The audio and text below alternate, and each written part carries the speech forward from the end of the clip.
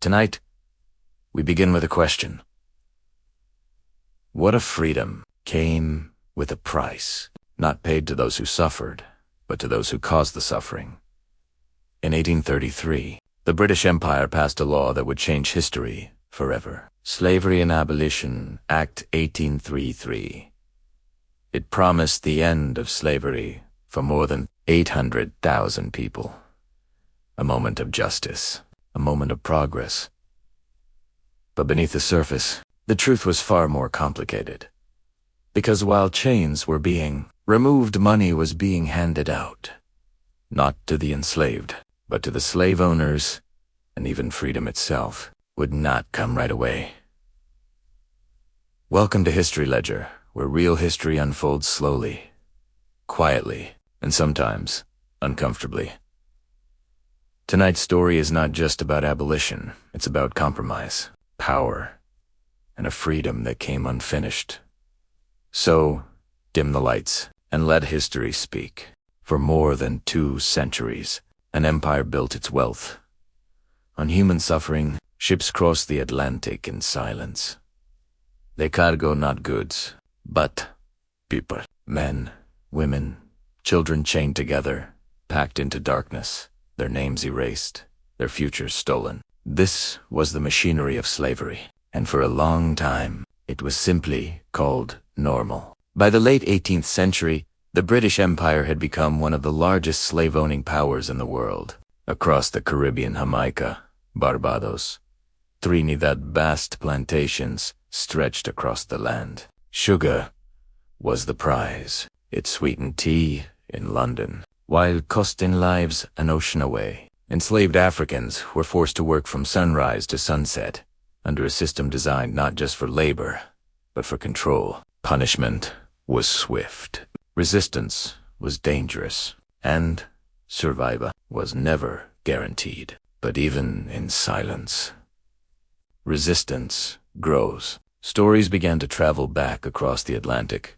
Formerly enslaved people spoke. Sailors whispered of what they had seen. Writers, activists, and witnesses began to expose the truth. One image, in particular, shocked the public, a diagram of a slave ship, showing human bodies packed tightly together, as if they were cargo. For the first time, people could see what had long been hidden. An unseen.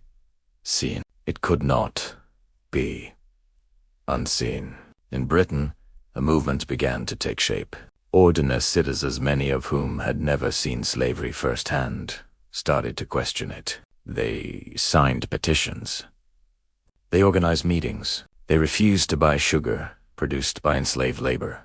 At the center of this movement stood a determined voice, William Wilberforce. Inside Parliament, he spoke tirelessly against the trade. Year after year, speech after speech. Not all listened, but enough did. In 1807, a law was passed, Slave Trade Act 1807. It ended Britain's involvement in the transatlantic slave trade. No more ships would legally carry enslaved people across the ocean. It was celebrated as a moral triumph. But there was a problem. Slavery itself still existed. Hundreds of thousands of people remained in chains, still working on plantations, still owned. The trade had ended. The system had not. For plantation owners, life changed very little. The ships stopped coming, but the fields still demanded labor. Enslaved people continued to harvest sugar under the same brutal conditions. Families were still separated. Punishments still carried out. Freedom had been delayed. By the 1820s, pressure began to grow once more. A new generation of abolitionists pushed harder, not just to end the trade, but to end slavery itself. Across the Caribbean, resistance intensified. Rebellions broke out. The most powerful came in Jamaica, a massive uprising led by enslaved people demanding freedom. The message was clear. This system could not last forever. Back in Britain, Parliament could no longer ignore the issue. The calls for abolition had grown too loud. The cost of maintaining slavery too high. Change was coming, but it would not come easily, and it would not come cleanly. because when freedom finally arrived, it would be shaped not only by justice, but by power. And power always demands a price. By the early 1830s, the British Empire stood at a crossroads. For decades, the question had lingered in Parliament, debated, delayed, but now it could no longer be postponed. The pressure was everywhere, from abolitionists, from the public, from the enslaved themselves. Something had to change. Asterisk. In London, lawmakers gathered to decide the future of slavery. Speeches filled the chamber. Arguments stretched late into the night. Some called slavery a moral stain, a system that had no place in a modern empire. Others saw something different. They saw property, investment, wealth tied to land and labor. To them, ending slavery was not just a moral decision, it was an economic risk, and they were not willing to lose everything. Asterisk. In 1833, Parliament passed a historic law, Slavery Abolition Act 1833 on paper. It was the moment abolitionists had fought for. Slavery would be abolished across most of the British Empire. More than 800,000 enslaved people were to be declared free. It was celebrated as a victory, a turning point in history. But hidden within the details was a compromise that would define everything. Asterisk. The British government made a decision, one that would shape the meaning of this freedom. They allocated £20 million, an enormous sum at the time, nearly 40% of the national budget. But the money did not go to the enslaved. It went to the slave owners. Men and families who had built their wealth on forced labor were now being paid for their loss of what they called property. The enslaved who had given their lives, their labor, their generations, received nothing. Asterisk. And even freedom itself was not immediate. Instead, a new system was introduced. The apprenticeship. Under this system, formerly enslaved people were not truly free. They were required to continue working unpaid for their former owners. 4 years, 6 years, in some cases. They could not leave the plantations. They could not choose their work. The chains had changed. But they had not disappeared. Asterisk for those who had waited a lifetime for freedom. This was not what they had imagined. Days still began before sunrise. Labor still filled every hour. Punishments did not vanish overnight. Authority remained in the same hands. The word freedom had been spoken, but its meaning felt distant, almost unreachable. Asterisk. Across the Caribbean, frustration grew. Formerly enslaved people began to resist the system once again. They refused to work. They protested conditions. They demanded what had been promised. Freedom not in name, but in reality. The apprenticeship system, meant to ease the transition, instead exposed the truth. This was not just about ending slavery. It was about protecting power. Asterisk. Back in Britain, celebrations continued. Newspapers praised the government. Politicians spoke of progress. But far from London, on the plantations, the story felt very different. Freedom had been negotiated, measured, controlled, delayed, and for many, it came with a quiet realization. The system had changed its form, but not its foundation.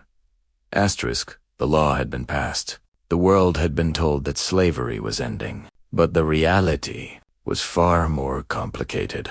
Because when freedom is shaped by compromise, it leaves something unfinished. And in the years that followed, those unfinished pieces would begin to break apart. The system was not holding. Across the Caribbean, the so-called apprenticeship was beginning to collapse under its own weight. Those who had been promised freedom were no longer willing to wait. They had worked without pay. They had followed the rules. And this deal, they were not free. Protests spread from plantation to plantation. Voices grew louder, not in whispers anymore, but in open defiance. Asterisk, just 5 years after the law was passed, the British government made another decision. The apprenticeship system would end early. Full emancipation was declared. For the first time, more than 800,000 people were legally free. No more forced labor, no more legal ownership. The chains were finally removed. But freedom, when it came, was not what many had imagined. Asterisk, there was no land given, no compensation, no support for a new beginning. Formerly enslaved people stepped into a world where survival was still uncertain. Plantations still dominated the economy. Jobs were scarce. Wages were low. Many had no choice but to return to the very places where they had once been enslaved. This time, as laborers, freedom existed, but it came without power. Asterisk. Meanwhile, across Britain, the compensation paid to slave owners was transforming lives. Families who had received government payments invested in businesses, railways, industry. Wealth built on slavery did not disappear. It evolved. It spread into new parts of society, quietly shaping the future. The legacy of slavery did not end in 1833. It simply changed form.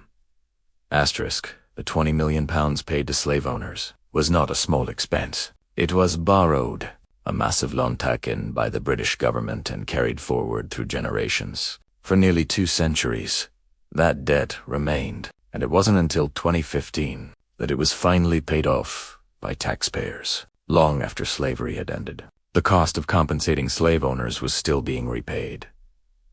Asterisk, but there is a question that history does not easily answer. If compensation was given, why was it not given to those who had suffered the most? To those who had lost their freedom, their families, their lives as they knew them? It is a silence that still echoes.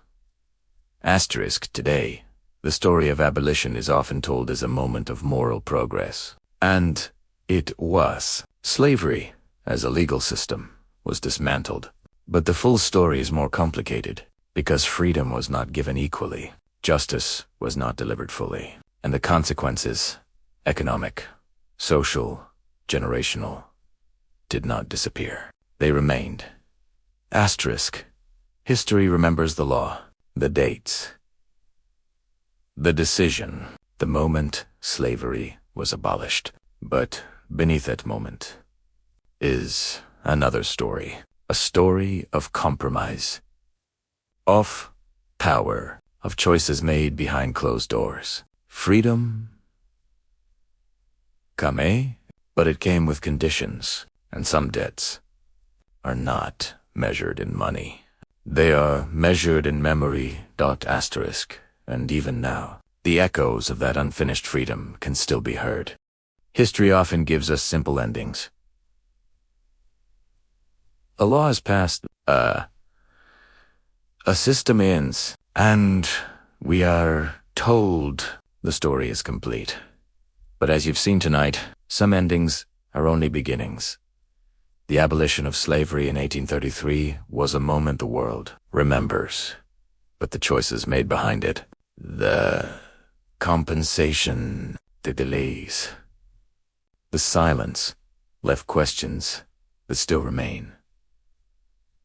Questions about justice, about fairness, about who truly pays the price for change.